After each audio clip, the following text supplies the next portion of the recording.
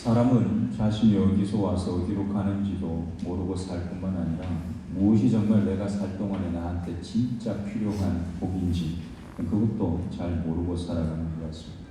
사람이 사람다워지는 것이 좋은 것인지 아니면 사람이 짐승하고 비슷해지거나 그것보다 더 못한 수준이 되는 게 더 좋은 건지 그냥 생각 안 해도 알 것 같은데 그걸 물어보고 고민하고 그러고 난 다음에도 엉뚱한 답을 하는 시대를 우리가 살고 있습니다. 여러분들은 어떤 복을 원하십니까?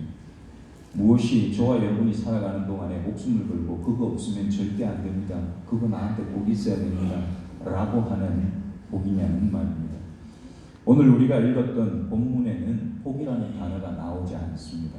근데 저는 오늘 제목을 복의 근원이라 그렇게 정했습니다. 시편 1편을 보면 이런 말이 있습니다. 복 있는 사람은 시냇가에 심은 나무와 같아서 시절을 따라서 끊임없이 열매를 맺는다라는 표현이 시편 1편에 보면 나옵니다. 근데 제가 오늘 본문을 읽고 나서 머릿속에 떠오른 본문이 바로 시편 1편입니다. 오늘 이 본문은 복이 뭔지, 뭐가 진짜 복인지를 얘기하시는구나. 그래서 제가 오늘 제목을 복의 근원이라 그렇게 정해봤습니다. 하나님께서 우리에게 근원적인 복을 주실 때 저와 여러분은 어떤 복을 누리게 되는가 하면 행복하다 하는 행복이라고 하는 복을 우리가 누리게 됩니다. 하나님이 주시는 복은 행복을 주시는 게 아니라 그것보다 훨씬 근원적인 복을 주십니다. 이런 거하고 똑같습니다. 여러분, 소화를 잘 시키는 사람이 있습니다. 그럼에도 불구하고 그 소화 잘 시키는 사람이 소화 안 되는 음식만 먹고 소화할 수 없도록 잠을 못 자고 오장육부가 그냥 다 제 기능을 못할 정도로 힘들게 살면 소화가 잘 되겠습니까? 안 되겠습니까? 소화가 잘 안 되지. 소화가 잘 되려면 어떤 음식을 먹어야 되냐면 소화가 잘 되는 음식을 먹어야 되고 소화가 잘 되도록 살아야 소화가 잘 되는 겁니다. 그러니까 우리가 행복하다고 하는 것은 와, 잘 나왔다, 이게 행복하다라고 얘기하는 겁니다. 근데 하나님이 주시는 복은 그것보다 훨씬 앞에 있습니다. 그 잘 나올 수 있도록 상황을 만들고 잘 나올 수 있도록 음식을 우리에게 주시는 것, 그게 하나님이 저와 여러분에게 주시는 훨씬 더 근원적인 복이라고 하는 겁니다. 그래서 하나님께서 우리에게 근원적인 복을 주시면 우리는 분복, 야 나는 행복하다 이렇게 말할 수가 있는 겁니다.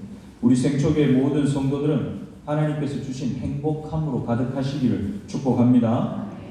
오늘 본문에 이스라엘이 타락하고 불순종했고 믿음을 떠나서 자신들의 전통, 자신들의 고집, 자신들의 기준, 지금 우리가 얼마나 힘든 줄 아십니까? 생존의 상황, 온전히 그것만 중요하게 생각하고 살았습니다. 그러다 보니까 뭘 떠나서 살게 됐는가 하니까 말씀을 떠나서 살게 됐습니다. 말씀을 떠나서 산다는 말은 하나님을 떠나서 산다는 말하고 똑같은 말입니다. 그런 이스라엘을 하나님께서 대제국 바벨론의 손에 맡겨서 흉포화를 시키십니다. 멸망하게 만드셨습니다. 그리고 이제 그 멸망하게 한 이스라엘을, 남유다를, 예루살렘 성전을, 그 성을 어떻게 회복시키시는가 하는 걸 이 에스겔서 뒷부분을 통해서 우리에게 보여주시고 계십니다.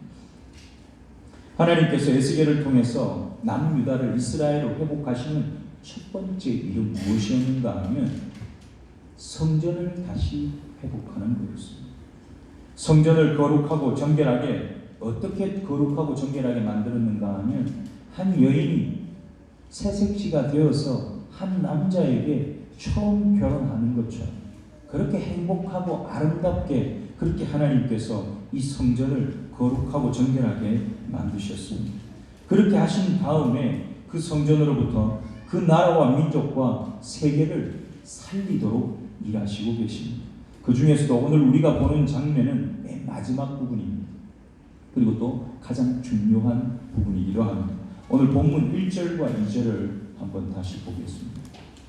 오늘 본문 1절과 2절 말씀입니다. 함께 읽습니다. 그가 나를 데리고 성전문에 이르시니 성전의 앞면이 동쪽을 향하였는데 그 문지방 밑에서 물이 나와 동쪽으로 흐르다가 성전 오른쪽 제단 남쪽으로 흘러내리더라. 그가 또 나를 데리고 북문으로 나가서 바깥 길로 꺾여 동쪽을 향한 바깥문에 이르시기로 본즉 물이 그 오른쪽에서 스며 나오더라. 아멘. 이스라엘의 성전은 어느 방향을 보고 있는가 하면 동쪽을 보고 있습니다. 동쪽, 우리도 동쪽은 저쪽이겠죠. 동쪽을 보고 있습니다. 성전의 문이 동쪽을 향해 있습니다. 그래서 성전의 북쪽은 왼쪽이 되고 성전의 남쪽은 오른쪽이 됩니다. 오늘 이 성전의 설명이 지금 그렇게 되고 있습니다. 그런데 중요한 것은 동문이 열렸는가 하면 동문이 열려 있지 않습니다. 정문이 열려 있지 않고 닫혀 있습니다. 왜 그런지 아십니까? 우리가 읽지는 않았지만 에스겔서 앞을 이렇게 뒤져보면 45장쯤에 하나님께서 성전의 그 정면문 동문을 향해서 들어오신 다음에 그 문을 닫으십니다. 하나님이 들어오시고 닫은 문은 열리지 않습니다. 왕도 그 문으로는 다니지 못하게 하십니다. 여러분, 하나님께서 저와 여러분의 이 마음 속에, 우리 삶 속에 들어오시고 난 다음에 그 문을 통해서는 하나님 이외에 다른 어떤 것도 들어오지 못하도록 막사시기를 축복합니다. 우리 안에 들어오신 하나님이 우리 안에서 만들어내시는 샘물, 오늘 본문에 나오는 이 생명의 물이 우리를 통해서 흘러가게 되기를 축복합니다. 근데 이 동문으로 들어온 그 하나님 문을 닫으신 다음에 문이 열리지 않았는데 이 에스겔이 보니까요, 성전 우리로 치면 지금 이 강단에서 물이 흘러나오는 겁니다. 근데 어디로 가느냐? 앞에 있는 성전문, 동문을 향해서 나가는데 문이 닫혔음에도 불구하고 그 성전 문지방을 물이 뽀록 하고 계속 흘러나가는 겁니다. 근데 그게 끝이 아닙니다. 에스겔을 데리고 북쪽문입니다. 이쪽 북쪽문으로 나가서 바깥쪽 통로로 밖에 나가서 보는데 그 문을 나온 물이 계단을 내려가서 계단 오른쪽 남쪽으로 흘러내려갈 뿐만 아니라 그 계단 앞으로 쭉 나가면 성전의 바깥으로 나가는 바깥쪽에 나가는 문이 또 있는데 그 문으로 물이 계속 흘러가는 겁니다. 에스겔이 뭘 보느냐? 지금 그 바깥문 오른쪽 문이 닫혀 있는데도 불구하고 물이 계속해서 쏟아져서 흘러나가는 장면을 보고 있습니다. 제가 이 장면을 읽으면서 설명하면서 그 생각을 했습니다. 물이요, 문 옆에서 이렇게 계속 솟아나옵니다. 여러분, 요즘은 이제 우리가 그런 물을 마시지 않습니다만 옛날에 산에서 나오는 샘물 그거 좀 떠보셨습니까? 네. 샘물이 나올 때 어떻게 나오던가요? 그렇죠. 이렇게 가운데서 이렇게 막 쏟아져 나오는데 이게 막 분수처럼 그렇게 튀어나오는 게 아니거든요. 계속 쏟아져 나옵니다. 그 구멍에서부터. 근데 하나님께서 이 성전에서 흘려보내시는 그 생명수가 이 성전을 통해서 성전 문이 열리지도 않았는데도 불구하고 그 빈틈을 비집고 성전 밖으로 계속 흘러나가고 있는 장면이 마치 산속에서 아름다운 물이 흘러가는 것 같은, 야, 저거 나 좀 마시고 싶다, 그런 생각이 드는 물처럼 제 머릿속에 생각이 들었습니다. 근데 그때에 한 사람이 에스겔에게 얘기를 합니다. 야, 너 좀 뭐 보고 있냐? 나 따라와 봐라. 그러더니만 줄을 갖고 갑자기 잽니다. 근데 이 엄청난 줄자입니다. 우리 100m 재는 줄자 있습니까? 100m짜리 줄자 없습니다. 길어봐야 한 30m 될 겁니다. 근데 얼마나 긴지 500m 천척을 잴 수 있는 줄을 가지고 와서 그 바깥에 있는 그 간을 재기 시작합니다. 첫 번째 쟀더니만 물이 어디까지 왔습니까? 어디까지 왔습니까? 발목까지 왔습니다. 여러분, 발목에 흐르는 물은 지금 우리 교회 밖에 나가면 여기 밖에 또랑물 보이십니까? 또랑이라고 해야 되나요? 뭐라고 부릅니까? 저거? 개천. 저 개천에 흐르는 물 보셨습니까? 그 개천에 흐르는 물 여러분 가서 발 담그면 물이 어디쯤 오겠습니까? 발등 덮을 정도밖에 안 돼요. 근데 처음에 물은 성전에서 흘러나와서 발등을 덮는 물이었습니다. 조금 있다가 다시 그 천사가 다시 5천척을 잽니다. 500m. 재고 난 다음에 다시 들어갔더니 이번에는 무릎까지 옵니다. 이제 물이 좀 많아졌습니다. 그 다음에 다시 쟀더니 이번에는 허리까지 옵니다. 마지막 한 번 더 재고 났더니 저기는 내가 들어갈 물이 아니라 헤엄쳐서 겨우 건널까 말까 큰 강이 된 것을 봅니다. 이 장면을 보면서 그 생각을 했습니다.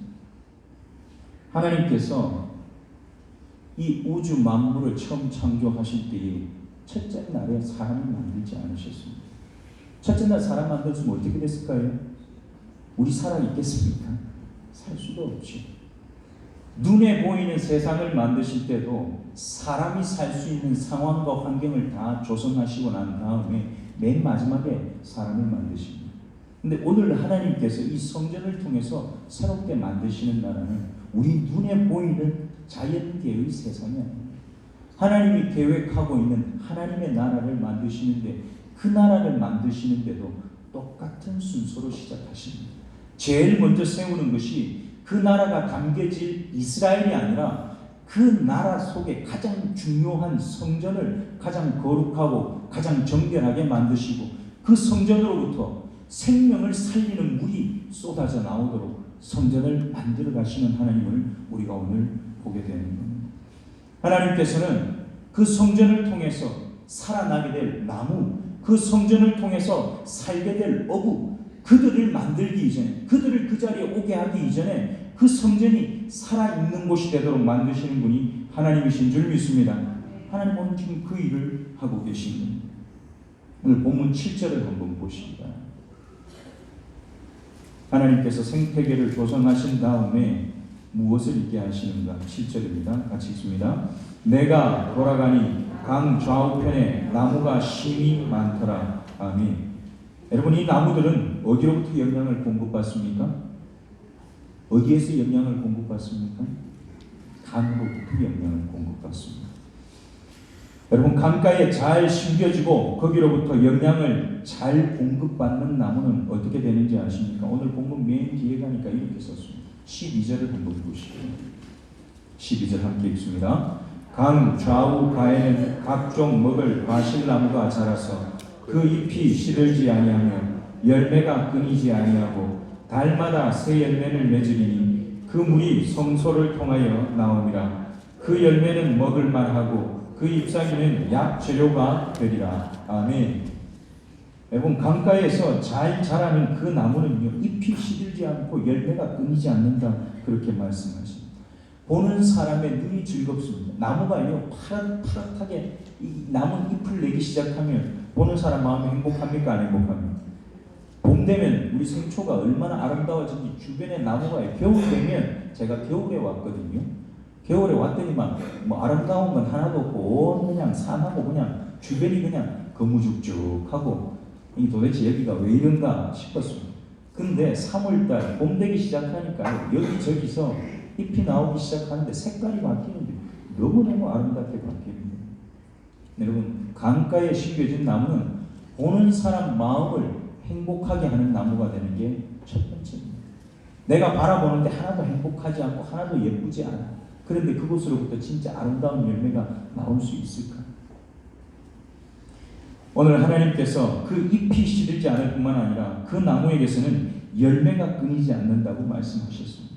1년 12달 새로운 열매가 끊임없이 맺혀서 자기의 가치를 다른 사람들에게 보여줄 뿐만 아니라 전해주고 사는 겁니다. 나무에 열매 맺히면 그 나무 열매 지가 먹습니까? 누가 먹습니까? 그 나무에 열매 따라온 사람들이 따먹을 거 아닙니까? 우리가 맺은 열매는 우리가 먹는 게 아니라 그 열매를 그 열매 없는 사람들이 먹게 될 줄 믿습니다. 우리가 강가에 심겼다고 하는 것은 그 열매를 맺도록 하나님이 일하시는 거라는 겁니다. 다른 사람들에게 유익하게 만들고 다른 사람들에게 선한 영향력을 끼치는 존재, 그게 바로 강가에 심겨진 저와 여러분 그 나무이기를 축복합니다. 여러분, 근데 그 나무가 미치는 중요한 영향력이 또 있습니다. 열매만 먹는 게 아닙니다. 나뭇잎 저거는 무엇에 쓸까? 보기에 좋고 그걸로 끝인가 했는데 오늘 본문 우리가 읽었던 12절 뒷부분에 보니까 무엇을 합니까? 약재료가 된다고 그럽니다.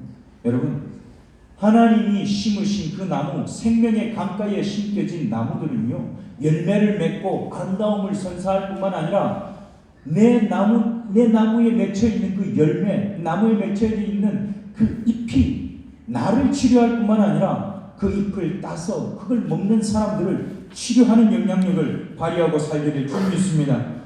어떻게 해서 그 영향력이 발휘되는 겁니까? 12절 뒷부분에 이렇게 썼습니다. 그 물이 성소에서 나옵니다. 아멘. 성소에서 나온 그 물, 그 강가에 있기 때문에 그 나무로부터 치료의 영향력이 발휘가 되는 겁니다. 저와 여러분이 그 강가에 심겨진 나무가 되시기를 축복합니다. 여러분, 요한복음 4장 14절에 보면 예수님께서 물을 기르러 온 사마리아 여인에게 이렇게 말씀하십니다. 내가 주는 물을 마시는 자는 영원히 목마르지 아니하리니 내가 주는 물은 그 속에서 영생하도록 솟아나는 샘물이 되리라. 아멘. 예수님이 주시는 물은 그 속에서 솟아나는 영생하도록 솟아나는 샘물이 되리라. 어떤 물이 그 영생하도록 솟아나는 샘물이 되는 겁니다. 요한복음 4장을 잘 읽어보면 구약에서 약속하고 있는 메시아, 그가 바로 나다. 하나님이 약속한 그 메시아가 나다. 그 말씀을 하시는데 예수님 자신을 그 생명수라고 말씀을 하시는 겁니다. 예수 그리스도로부터 나온 말씀이 우리에게는 그 영원한 생명수가 되는 줄 믿습니다. 여러분, 하나님 말씀이 저와 여러분에게 그 생명수가 되는 겁니다. 하나님의 말씀, 그것이 생명수임에 틀림이 없습니다. 사람을 사람답게 만들고 그를 지으신 하나님을 닮게 만드는 유일한 원천, 그 어디에 있느냐? 하나님 말씀에 있다고 하는 겁니다. 그러므로 복의 근원이 하나님이시라고 한다면 하나님께서 우리에게 주신 말씀도 반드시 저와 여러분에게 복이 될 줄 믿습니다. 여러분, 다음으로 그 생명수가 어떻게 그 영향력을 발휘하는지를 오늘 성경 8절에 보면 이렇게 쓰고 있습니다. 8절을 한번 같이 읽겠습니다. 8절입니다. 그가 내게 이르시되 이 물이 동쪽으로 향하여 흘러 아라바로 내려가서 바다에 이르리니 이 흘러내리는 물로 그 바다의 물이 되살아나리라. 아멘. 여기 보니까 그 물이요, 성전에서 흘러나와서 아라바 계곡으로 흘러가는데, 아라바는 어딘가 하면요, 요단강이 흘러가는 그 좌우편 계곡을 아라바 계곡이라고 부릅니다. 그 아라바 계곡의 끝에는 어떤 바다가 있는지 아십니까? 사해라고 하는 바다가 있습니다. 사해는 죽음의 바다입니다. 소금 바다입니다. 이 사해 크기가요, 작지 않습니다. 엄청나게 큽니다. 남북의 길이가 67km, 좌우의 길이가 18km나 되는 엄청난 바다입니다. 이렇게 크기만 한 줄 아십니까? 이 사해는 지표면보다도 가장 지구상에서 사람이 사는 땅 중에 가장 낮은 땅이 사해라는 그 땅입니다. 지표면으로부터 몇 메타 내려가는 421m를 내려갑니다. 지표면, 정상적인 지표면보다 400m 위가 아니라 400m 밑으로 내려간 저지대가 바로 그 사해 바다가 있는 지대입니다.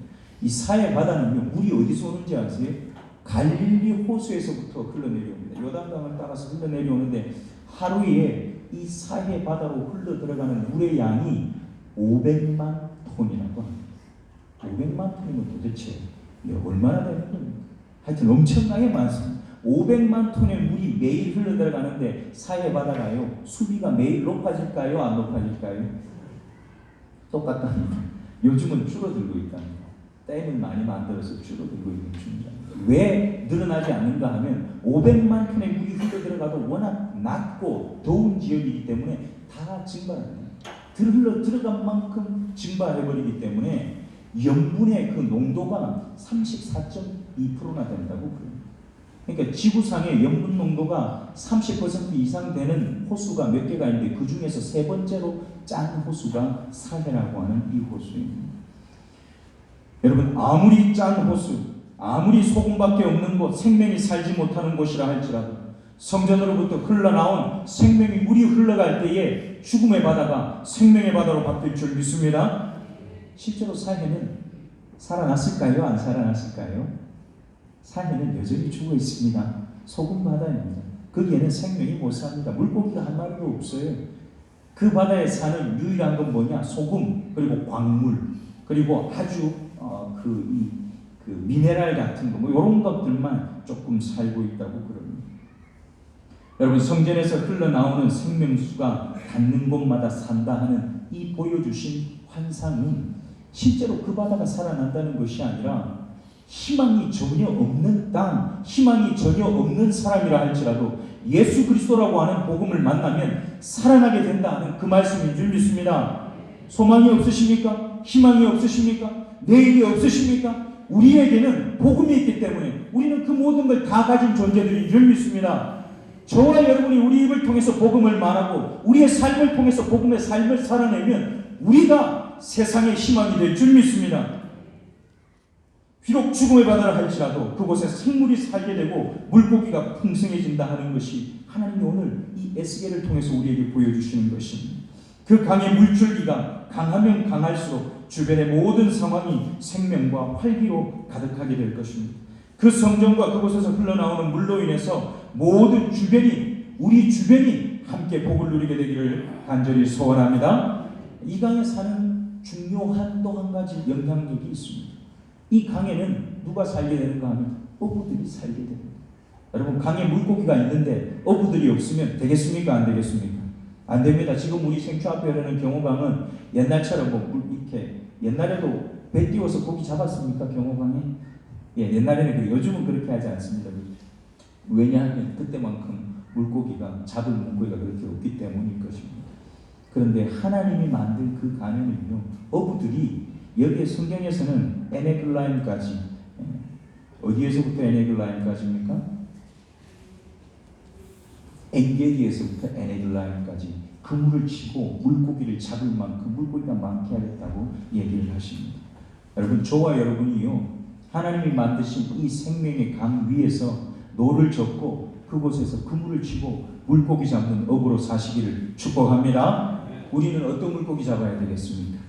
예수님께서 제자들을 부르실 때 내가 너희로 뭘 낚는 어부가 되게 하리라 말씀하셨습니다. 사람을 낚는 어부가 되게 하리라.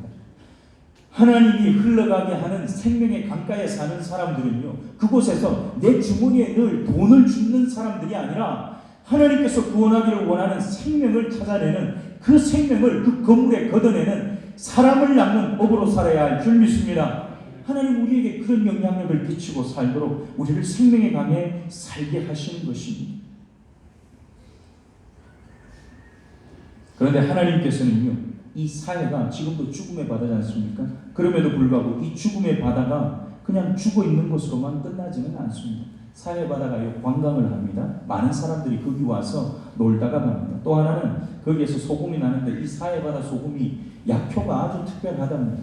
어떤 약효가 있느냐? 류머티즘에 그렇게 좋답니다.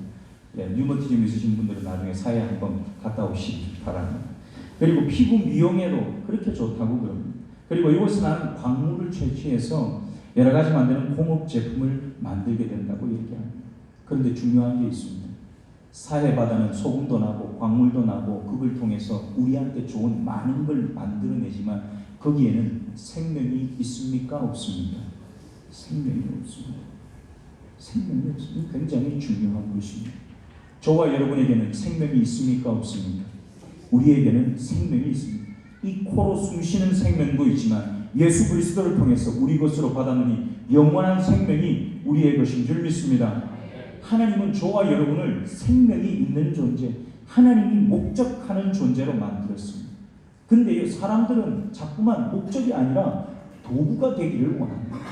도구가 되고 싶어 합니다. 왜 그런지 모르겠습니다. 여러분이 도구가 되고 싶어 하는 사람들의 모습이 오늘 본문에 이렇게 나와 있습니다. 11절을 한번 보시기 바랍니다. 11절 함께 읽습니다. 그 진펄과 개펄은 되살아나지 못하고 소금 땅이 될 것이며. 아멘. 이 진펄과 개펄은 늪이고 수렁이고 물웅덩이입니다. 여러분, 생명이 닿지 않는 곳이고 생명수를 거부하는 곳이 진펄과 개펄이라는 단어로 표현이 되어 있습니다. 여러분, 우리 서해 바다 가면요, 뻘이 있습니다. 그 뻘은 물이 하루에도 2번 정도 들어왔다 나갔다 하는 뻘입니다. 그래서 생명이 계속해서 삽니다. 그런데 만약에 물이 들어오지 않는 뻘이라면 처음에는 물기가 있어서 조금 생명이 살 수 있습니다. 근데 시간이 가면 갈수록 그 땅은 생명이 정말 살 수 없는 갈라진 땅, 메마른 땅, 광야와 황무지가 되어버리는 것입니다. 여러분, 생명수를 받아들이지 않는 존재는 바로 그런 죽음의 땅이 되는 것입니다. 저는 저와 여러분이 죽음의 땅이 아닌 생명이 있는 땅으로 이 땅을 살아가시기를 축복합니다. 끊임없이 생명수를 받아들이고 사시기를 축복합니다. 저와 여러분이 받아들이고 살아야 하는 생명수는 바로 말씀입니다. 그런데 그 말씀을 우리가 문자로 받아들이고 사는 것, 야, 나도 오늘 성경 10장 읽었다? 이건 별 의미가 없다, 그 말입니다. 여러분이 성경 한 장을 읽고 오늘 주일에 교회 나와서 집에 가서 하루 종일 성경을 보지 못했다 할지라도 여러분이 오늘 들은 말씀 그 한 절이 성령께서 역사하는 살아있는 말씀으로 여러분 가슴에 새겨주시기를 축복합니다. 그게 살게 되는 말씀인 겁니다. 진리의 성령께서 우리의 눈과 귀를 여시고 마음을 활짝 여시고 하나님의 생명의 말씀을 부어주시지 않으면 우리가 읽은 말씀, 우리가 들은 그 얘기는 단순한 문자, 우리 귀에 그냥 왱왱 울리는 사람의 소리, 그 이상도 그 이하도 아니라고 하는 겁니다. 여러분, 그렇게 되지 말아야겠습니다. 사랑하는 생초교회 성도 여러분, 하나님께서 생초교회라고 하는 예수님의 피로 갚고 사신 몸된 성전을 통해서 생명수를 흘러가게 하시는 줄 믿습니다. 바로 이 자리가 복이 시작되는 자리입니다. 여러분, 그 복의 강가에 사시기를 축복합니다. 생명수의 영양분을 빨아들이고 사시기를 축복합니다. 이 재단에서 공급되는 진리의 말씀, 생명수를 들이키시기를 축복합니다.